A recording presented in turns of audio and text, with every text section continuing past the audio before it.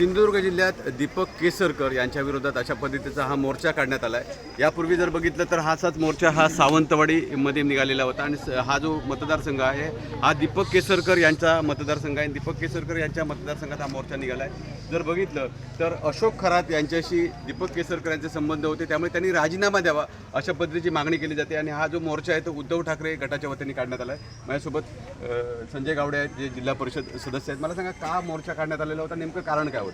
कारण एवढंच आहे की बघा, आता ह्या जिल्ह्यामध्ये आमचे एवढे आमदार आहेत, दीपकभाई सावंतवाडी मतदारसंघाचं नेतृत्व करत आहेत, परंतु या मतदारसंघाकडे त्यांनी जनतेचे प्रश्न समजून घेण्यासाठी, आरोग्याचे प्रश्न असू देत, विजेचे प्रश्न असू देत, किंवा त्या शेतकऱ्यांचे प्रश्न असू देत, पाण्याचा प्रश्न असू, कुठेही काही त्यांनी समजून घेण्याचा प्रयत्न केला नाही। कायम ते त्या भोंदू बाबांबरोबर राहिले आणि हे या संपूर्ण मतदारसंघात प्रत्येक निवडणुकीत बाईंची हीच बोंब होती की भोंदू बाबांच्या नक्कीच बघताय आपण दीपक केसरकर हे भोंदू बाबाच्या संपर्कात होते अशा पद्धतीने सांगितलं। तुम्ही सांगा, काय तुमची मागणी होती? मागणी तर हीच आहे की दीपकभाईंनी काही करून राजीनामा द्यावा।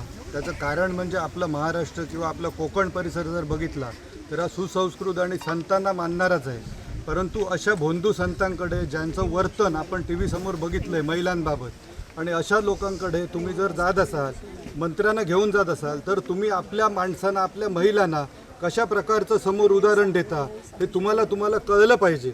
आज आमच्या ज्या महिला भगिनी सर्व आहेत शिवसेनेच्या, आपल्यासोबत काही महिला सुद्धा आहेत। मला सांगा, नेमक्या काय मागणी होती तुमची? मागणी म्हणजे सर, आता म्हणजे हे इंस्टाग्राम फेसबुकवरती हे रील्स येत आहेत कायम, आणि लहान मुलापासून मोठ्या माणसापर्यंत हे सर्वजण अपडेट देत आहेत, आणि त्यामुळे कुठेतरी ना वेगळी म्हणजे जनजागृती हे समाजात होत आहे ह्याच माणसांची।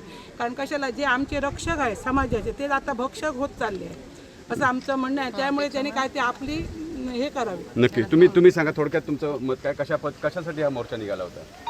म्हणजे हे आता दीपक केसरबाई काय केलं आहे ना, गोंधुगिरी वगैरे, म्हणजे त्याच्याकडे जाऊन त्याच्यासाठी म्हणजे त्यांनी लवकर हे प्रकरण बंद करून किंवा मग ते प्रूफ करावं की ह्याच्यात काय इन्व्हॉल्व नाही आहेत, नाही तर लगेच राजीनामा द्यावा त्याने। नक्कीच आपण बघताय सावंतवाडी वेंगुर्ल्यामध्ये हा मोर्चा निघालेला आहे। सावंतवाडी विधानसभा मतदारसंघात हा मोर्चा निघालेला आहे आणि या मोर्चेकरांची म्हणणं आहे की दीपक केसरकर यांनी राजीनामा द्यावा, दीपक केसरकर यांची SIT चौकशी करावी अशा पद्धतीची मागणी उद्धव ठाकरे गटाच्या वतीने करण्यात येते। विकास गावकर, TV9 मराठी, सिंधुदुर्ग।